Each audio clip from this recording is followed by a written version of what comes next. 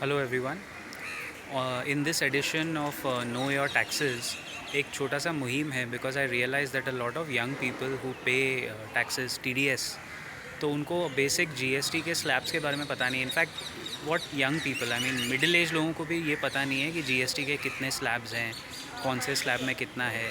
So basically there is 5%, 12%, there is also 18% and there is 28% जिसके ऊपर अरुण जेटली साहब, जिन्होंने जीएसटी फॉर्मलाइज किया था इस इकोनॉमी में, unfortunately he died in 2018।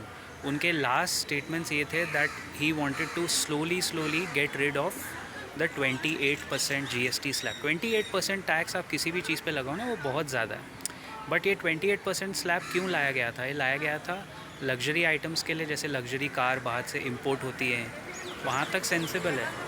But ये एक और चीज़ के लिए लाया गया था, वो था सिन गुड्स, यानी जैसे आप मान लो सिगरेट्स के लिए या अल्कोहल के लिए या और चीज़। Now the problem is a lot of items, this government has put a lot of items under 28% जो फैक्चुअली उसमें नहीं बैठने चाहिए। वो रोज़मर्रा के आइटम हैं, तो आपको पता भी नहीं चलेगा क्योंकि वो जीएसटी वेबसाइट में डेली चेंज होता रहे। डेली तो नहीं, खैर क्वार्टरली उसका एक रिव्यू होता है and then keeps on changing on a quarterly basis. तो वो आप ज़रूर चेक करें and then I tell you in the next video कि जीएसटी काउंसिल का जो मीटिंग हुआ था 22 जून, उसमें क्या क्या चेंजेस किए हो। But some of the GST slabs are very draconian, I am telling you. जैसे मैं आपको एक सिंपल एग्जांपल बताता हूँ। मान लीजिए कोई सैंडविच वाला है, सैंडविच बना के बेच रहा है, तो जो ब्रेड है, एग्जांपल है ये, ब्रेड पे शायद जीएसटी 0% है, लेकिन उसके चटनी पे होगा 5% या 12%, और किसी चीज़ पे होगा 18%।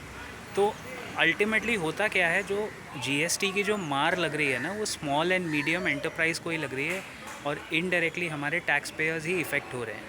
मैं अगले वीडियो में ये बात आपको प्रूव करके रहूँगा तथ्य के साथ। But basically as a homework, आप लोग पहले जीएसटी के जितने स्लैब्स हैं, एक बार जाके वो स्लैब्स देखिए, check what items, because you will get the updated list कि what items now are under 5%, 12%, 18 and 28।